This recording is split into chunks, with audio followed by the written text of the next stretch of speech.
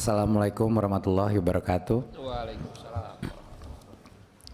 Terima kasih Bapak Ketua untuk arahannya. Terima kasih Bapak Ibu Wakil Ketua dan semua anggota Komisi 10 DPR. Sebelum saya masuk Pak Ketua kepada struktur organisasi dan hasil-hasil dari semua diskusi RDP dan konsinyering yang sudah terjadi, saya ingin mengingatkan dua hal yang terjadi yang cukup penting yang nggak ada dalam presentasi ini yang berhubungan dengan anggaran kemarin diskusi ya. Yang pertama adalah ada dua butir anggaran yang sekarang sudah ditiadakan.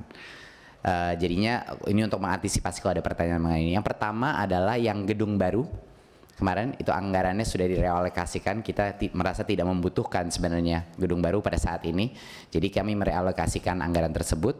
Dan yang kedua adalah sensus mengenai pemeriksaan gedung-gedung. Karena alasannya kami sudah berdiskusi beberapa kali dengan Kementerian PUPR dan memang beliau juga mereka juga sepakat dan Kementerian Pendidikan dan Kebudayaan sudah sepakat bahwa memang pakar daripada pengetahuan integritas struktur itu ada di Kementerian PUPR. Jadi itu benar-benar bukan core kompetensi kita, sehingga kami merealokasikan dana itu untuk program-program lainnya, ya, diantaranya program teknologi, penguatan karakter berbasis Pancasila dan lain-lain, ya, beberapa hal. Ada yang juga untuk vokasi dan lain-lain.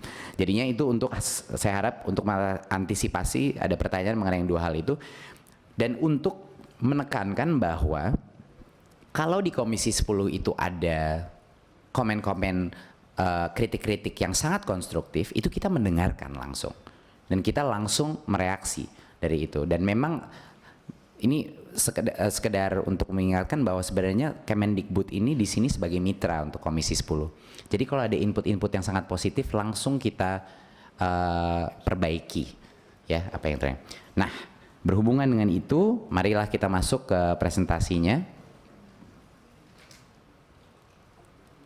Berikutnya, ya, ini sekedar mengingatkan lagi struktur organisasi yang baru Kementerian Pendidikan dan Kebudayaan, sangat ramping organisasinya, tapi ada beberapa pusat-pusat di bawah yang sangat fokus dan spesifik untuk mentarget upaya-upaya tertentu yang sangat penting untuk perubahan mindset, perubahan karakter, perubahan tata cara mengevaluasi siswa dengan prestasi dan lain-lain, ya. Ini kami di Raker sebelumnya sudah menjelaskan dengan detail. Yang berikutnya, seperti juga masukan dari Komisi 10 di Raker sebelumnya yang membuat kami berpikir di Kementerian Pendidikan dan Kebudayaan, dan kami langsung seperti janji kami langsung bertemu dengan tokoh-tokoh pendidikan non formal setelah itu. Nah, barulah setelah berinteraksi dengan tokoh-tokoh pendidikan non formal, baru kami mulai mengerti apa sebenarnya keprihatinan dengan struktur yang kemarin itu. Dan menurut kami itu masuk akal.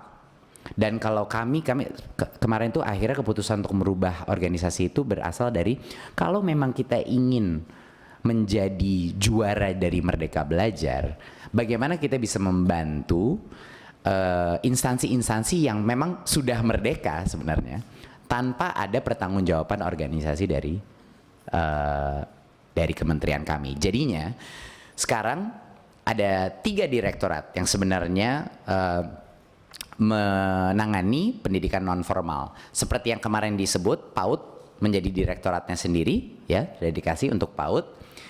Kedua adalah pendidikan masyarakat dan pendidikan khusus menjadi direktoratnya sendiri, ya, juga di bawah Dirjen PAUD Dikmas-Dikmen, ya, direktur. Dan yang ketiga adalah di bawah Direktorat Jenderal Pendidikan Vokasi yang warnanya kuning adalah Direktorat Kursus dan Pelatihan. Jadinya ada direktur untuk masing-masing, malah lebih banyak fokusnya. Jadinya sekarang apapun segmennya pendidikan non formal sudah jelas yang bertanggung jawab siapa, sudah jelas siapa yang harus dihubungi kalau ada masalah dan ada aspirasi. Jadinya ini kami tekankan, ini terima kasih kepada Komisi 10 sudah mengutarakan aspirasi daripada komunitas pendidikan non formal dan kami menerima.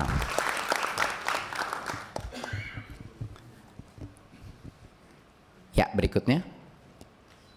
Nah, sekarang kita masuk saja. Saya akan membahas ini dengan cara yang singkat.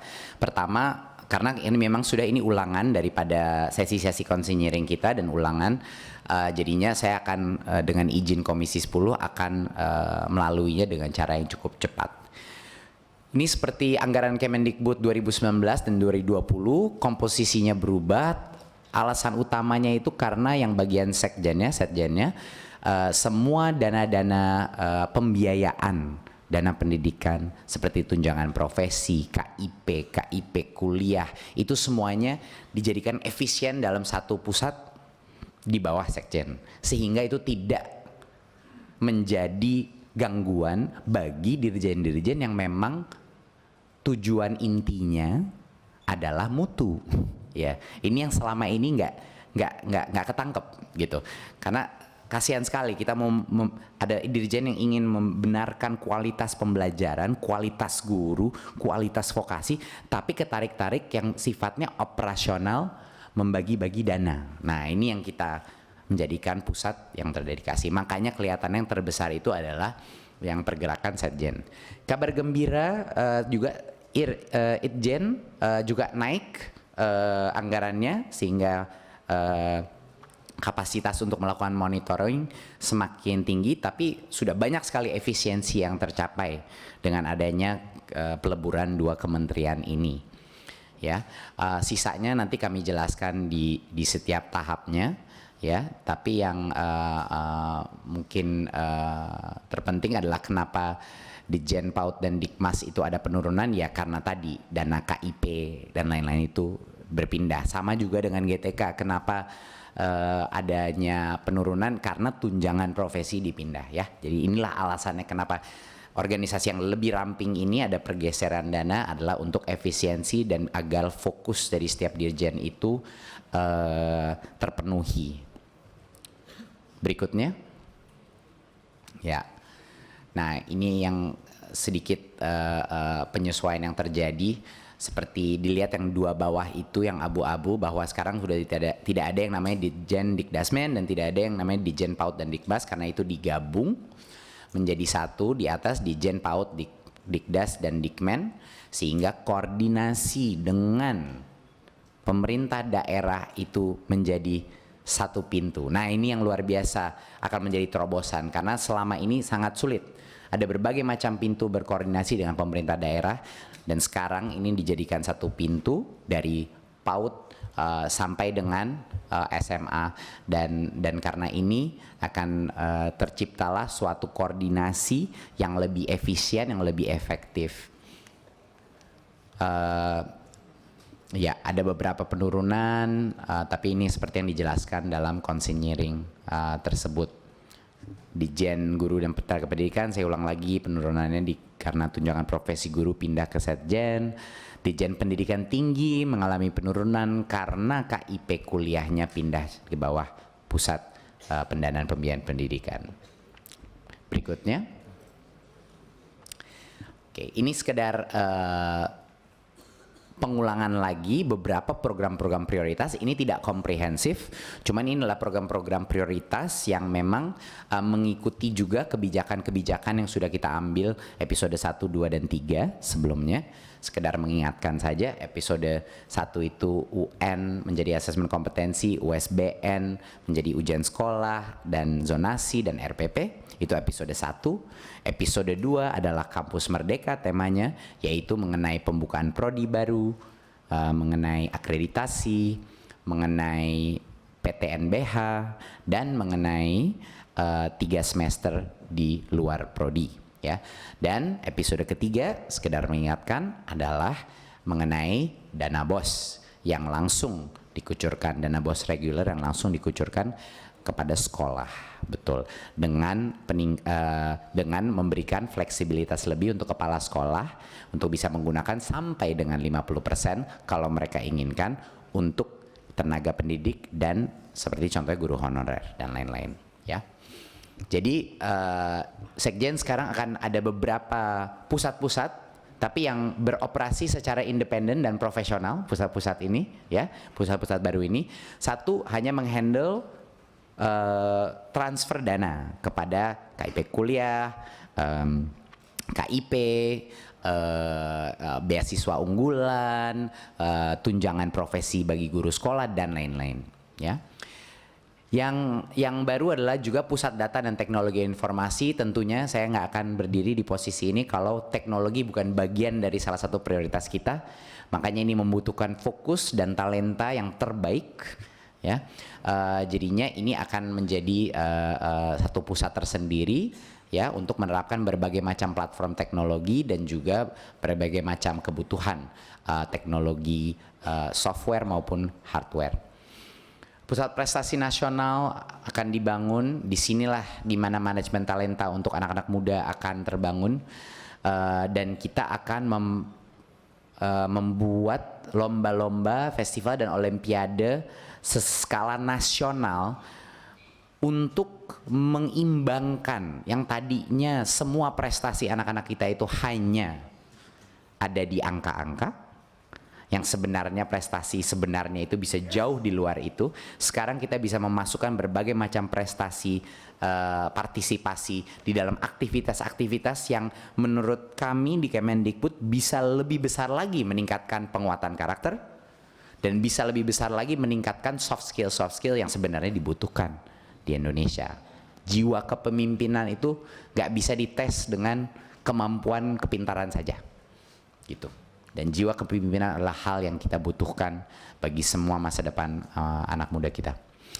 Pusat pendidikan pelatihan pegawai tentunya training internal Kemendikbud dan juga pusat penguatan karakter, satu hal yang sangat penting, itu yang sedang kami bangun sekarang, pusat kampanye penguatan karakter melalui berbagai macam media untuk mengakselerasi perubahan pola pikir masyarakat. Karena kalau yang kita benarkan hanya di sekolah-sekolah saja dan anak-anak itu keluar di dalam masyarakat dan masyarakatnya belum berubah, belum bertransformasi pola pikirnya, itu tidak akan efektif. Sehingga orang tua, pendidikan masyarakat secara lebar, komunitas itu sama pentingnya, ya. Berikutnya. Ya, untuk Inspektorat Jenderal akan ada berbagai macam proses-proses pengawasan yang sangat penting dilakukan. Seperti yang dibilang tadi, integritas akan menjadi salah satu prioritas Kementerian Pendidikan dan Kebudayaan, apalagi dengan berbagai macam kemerdekaan yang kami berikan kepada uni-uni pendidikan, ini menjadi lebih penting. Tapi jangan lupa, peran teknologi dalam transparansi akan malah sama pentingnya daripada peran pengawasan, karena teknologilah yang lebih bisa efektif mencegah adanya tindakan-tindakan yang tidak baik. Jadi itu bagian dari Pusat Teknologi dan Informasi. Kita itu jangan lupa akan juga meningkatkan transparansi yang menurunkan adanya kegiatan-kegiatan yang tidak baik yang terjadi. Ya, berikutnya, ya, Dirjen PAUD Pendidikan Dasar dan Pendidikan Menengah, ya, tentunya kita tahun ini harus mempersiapkan berbagai macam alat teknologi, yaitu laptop untuk mempersiapkan untuk asesmen kompetensi 2021 itu karena berbasis komputer. Karena pada saat itulah kita akan pertama mengetahui sebenarnya di mana ini sekolah-sekolah kita di 2021. Jadinya ini luar biasa pentingnya, bahwa kita untuk mencapai agar semua jenjang punya akses di sekolah-sekolah tertentu yang dekat dengan mereka, sehingga mereka bisa dengan mudah datang ke tempat lokasi itu untuk mengerjakan asesmen kompetensi dan survei karakter, ya. Tentunya afirmasi sarana prasarana masih jalan untuk daerah 3T, ya, dan tentunya pengembangan pembinaan peserta didik dengan semua jenis operasional kita di daerah itu akan dikoordinasikan dengan Dirjen PAUD Pendidikan Dasar dan Pendidikan Menengah. Nah, kemarin ada komen dari Komisi 10 mengenai rencana bencana. Kita telah mengalokasi, alhamdulillah kita telah mengalokasikan layanan khusus dan kebencanaan itu sebesar 104 M dan untuk aman bencana 44 M, afirmasi tadi yang 104 M. Jadinya kami punya buffer, bapak-bapak, ibu-ibu, kami punya ban serep lah. Dibilang kalau ada bencana-bencana yang terjadi. Ini juga mengikuti aspirasi Komisi 10 kemarin dan itu merupakan suatu input yang sangat baik. Nah, menurut kami harus ada persiapan itu. Yang berikutnya, nah untuk Balitbank dan perbukuan, ini alasannya kenapa perbukuan masuk sini karena ini khusus perbukuan yang menyangkut kurikulum. Karena harus menyatu assessment, kurikulum dan buku-buku pelajaran itu harus semuanya satu strategi ya. Kita ada berbagai macam masalah karena waktu itu terpisah-pisah ya kan.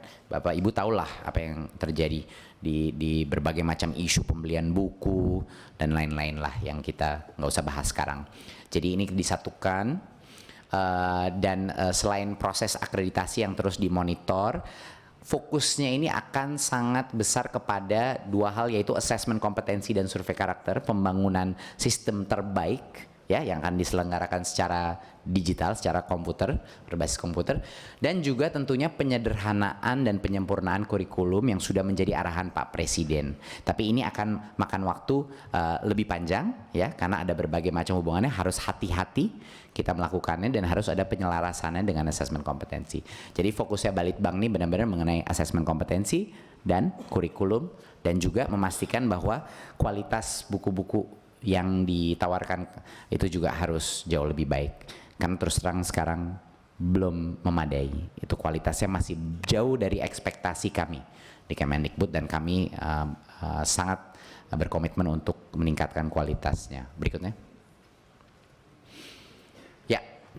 Badan Pengembangan dan Pembinaan Bahasa ini misi daripada badan ini sekedar mengingatkan adalah untuk meningkatkan penggunaan bahasa adat dan juga bahasa Indonesia bukan hanya di Indonesia tapi juga di mancanegara. Jadi ini sebenarnya bagian daripada ofensif budaya kita di luar negeri. Nah, ini adalah satu hal yang harapannya ke depannya Badan Pengembangan dan Pembinaan Bahasa bisa menjadikan bahasa Indonesia salah satu bahasa yang menjadi bahasa lingua franca Asia Tenggara. Nggak tahu apa ini bisa tercapai, tapi kita harus punya mimpi yang besar. Tapi caranya harus dengan melakukan inovasi di bahasa kita. Nah, ini yang kita harus menurut kami di Kementerian Pendidikan dan Kebudayaan, inovasi bahasa pun dengan melakukan berbagai macam adaptasi bahasa kita untuk mengadaptasi kultur-kultur lain bisa menjadi jembatan bagi kita dengan negara-negara lain. Jadi ini nanti mohon ditunggu, ini belum ada episodenya, masih menunggu sedikit lagi dalam tahap perencanaan, tapi inovasi bahasa Indonesia dengan negara sebesar ini menurut kami merupakan suatu hal yang sangat menarik dan sangat penting untuk menjadikan Indonesia negara yang lebih penting di panggung dunia, lebih penting di Asia Negara gitu. Bukan hanya pemimpin dari sisi ekonomi saja, tapi dari sisi budaya dan juga dari sisi bahasa. Berikutnya. Dirjen Kebudayaan, ya seperti yang kami bilang tadi, sama seperti Badan Bahasa, strateginya adalah untuk bukan hanya defensif saja, tapi kita ofensif, namanya diplomasi budaya, di mana kita akan melaksanakan berbagai macam acara berskala internasional di Indonesia untuk bisa memamerkan kekayaan kebudayaan kita dan kekayaan kesenian kita dan berbagai macam budayawan kita yang terhebat. Dan ada berbagai macam, tentunya pelestarian cagar budaya masih jalan terus dan akan terus kami tingkatkan, dan penyebaran budaya-budaya di masing-masing daerah maupun di sekolah juga akan menjadi salah satu fokus. Kabar gembira, kemarin ada dapat input dari Ibu Agustin mengenai peningkatan dana kebudayaan dan setelah kita tingkatkan dari tahun lalu sekitar 400 M. Terima kasih Bu buat inputnya, itu kami sangat setuju dan itu akan menjadi bagian dari program-program prioritas kita. Berikutnya. Ya, Dirjen Guru dan Tenaga Pendidikan, GTK, dari semua direktorat, ini adalah dimana saya harus bilang sama Bapak Ibu-Ibu, kenapa kita belum ada episode mengenai guru atau peningkatan kualitas guru, karena ini yang memakan waktu paling banyak dari waktu saya dan tim saya. Ini yang semua pemikiran kita ini lagi di sini.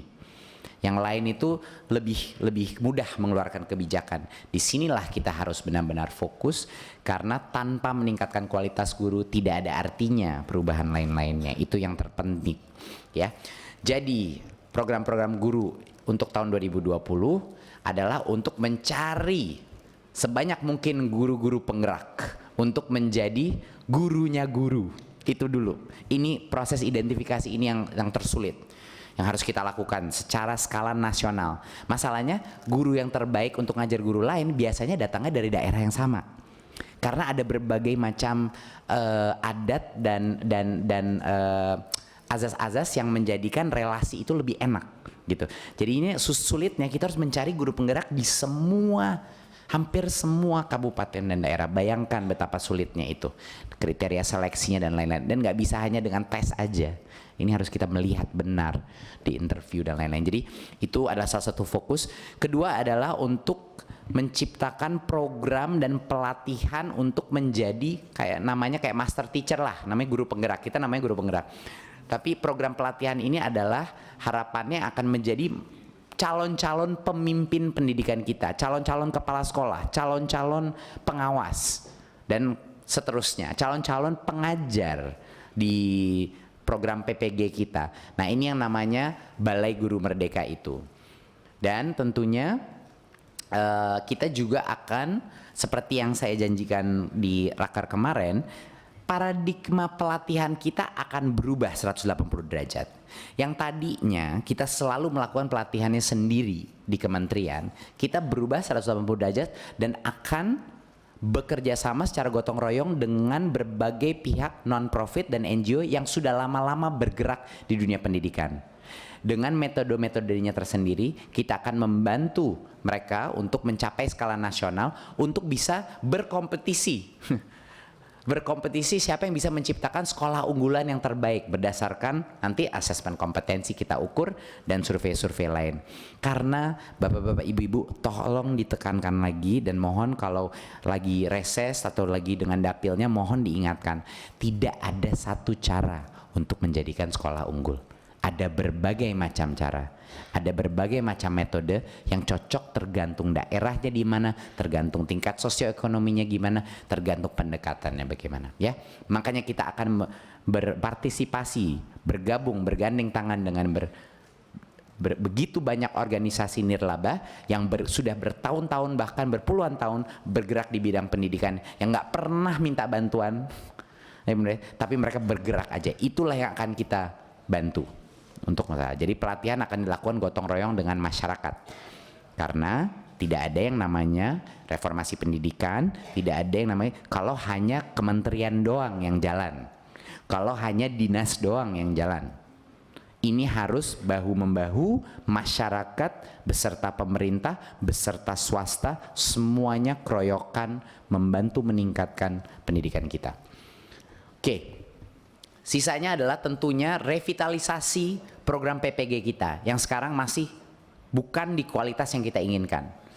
Guru itu untuk mencetak guru harus siap langsung menjadi guru yang baik, yang siap belajar, yang mengerti kenapa dia menjadi guru, alasannya dia menjadi guru itu apa, itulah yang terpenting.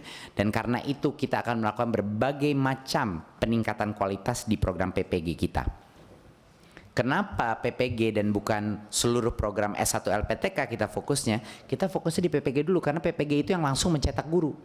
Itu yang 1 tahun setelah selesai S1, kan bisa dari mana-mana S1-nya gitu. Yang PPG itu yang harus kita tingkatkan dulu kualitasnya, ya. Dan lain-lain.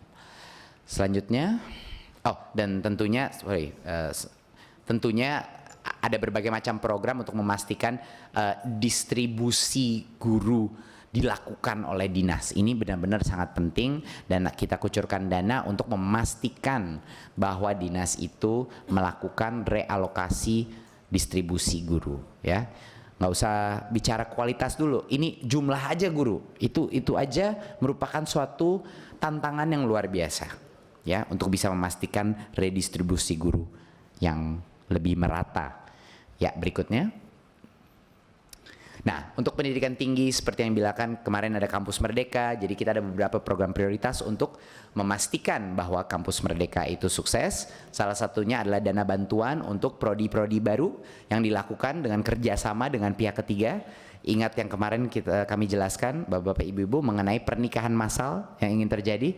Tentunya kami juga ingin membantu, memfasilitasi dan mengakselerasi dengan adanya dana bantuan, ya, asal kriterianya terpenuhi.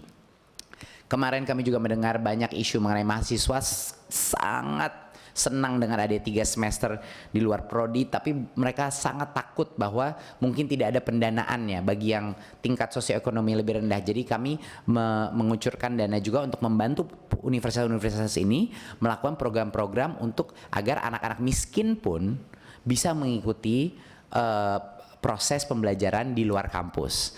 Baik kalau dia harus ada uang transportasinya dan lain-lain, ya. Dan tentunya bidik misi masih lanjut, itu legacy dari yang tahun sebelumnya masih jalan, tapi kan itu terus menurun tiap tahun selagi mereka, karena sekarang sudah diganti dengan yang namanya KIP kuliah, ya. Ya, sisanya adalah yang masih program-program yang terus bergulir adalah beasiswa S3 dan lain-lain, ya. Kami juga mengucurkan dana operasional untuk membantu mengkoordinasikan PTN Satker dan BLU yang kemarin ingin menjadi PTNBH, kita bantu juga gimana prosesnya, legalnya, accountingnya dan lain-lain. Itu kita turut bantu. Jadinya kuncinya adalah Kementerian Pendidikan dan Kebudayaan itu tidak hanya membuat suatu kebijakan tanpa adanya bimbingan, ya, tanpa adanya bimbingan. Jadi kami bukan hanya ingin tembak saja ada kebijakan lalu semuanya harus mengatur sendiri. Kami menyediakan baik dari sisi dana maupun juga bimbingan untuk mencapai tujuan-tujuan tersebut. Berikutnya, oke, vokasi seperti yang kemarin saya ucapkan di dalam raker. Fokusnya untuk yang bidang SMK adalah revitalisasi SDM-nya dulu, baru kita revitalisasi sarananya, ya. Karena kalau kita revitalisasi sarana tanpa SDM, itu sarananya nggak ada yang bisa digunakan, karena SDM-nya tidak mengerti bagaimana cara menggunakannya. Fokus kita di SMK adalah untuk menciptakan, seperti yang saya bilang kemarin, menciptakan SMK-SMK unggulan. Itu goalnya, agar guru-guru SMK lain bisa belajar dan di masa depan bisa disertifikasi di dalam SMK-SMK unggulan tersebut. Jadinya misi kami adalah penciptaan SMK unggulan. Untuk yang pendidikan tinggi, yaitu politeknik maupun sekolah tinggi vokasi, itu kita seperti Kampus Merdeka kemarin, kerjasama dengan industri. Asal ada kerjasama dengan industri, kami akan yang berkualitas baik, ya, itu penting. Kerjasama dengan industri yang berkualitas baik, kami mengerahkan dana untuk membantu pembukaan program studi ataupun peningkatan penyempurnaan program studi tersebut, baik dengan pendanaan praktisi masuk mengajar di kampus maupun juga dengan pembelian alat yang dibutuhkan agar kerjasama itu terjadi. Tapi kriterianya adalah kerjasama dengan pemain industri yang baik, yang bagus, yang terbukti, berkualitas dan berintegritas. Dan tentunya kabar baik seperti yang kemarin saya sebutkan untuk teman-teman dari PNF, pendidikan keterampilan kursus dan pelatihan kerja naik anggarannya, dan itu akan terus kami tingkatkan. Ya, saya rasa dari masing-masing dirjen itu adalah kesimpulan dari hasil konsinyering yang terjadi selama beberapa hari atau minggu ini, ya. Saya ingin ucapkan terima kasih yang sebesar-besarnya untuk semua anggota Komisi 10 yang sudah memberikan berbagai macam masukan yang sudah kita bukan hanya ditampung tapi dilaksanakan. Dan kedua, terima kasih untuk proses penyempurnaan anggaran kami yang bisa terjadi selama minggu ini. Terima kasih sekali. Assalamualaikum warahmatullahi wabarakatuh.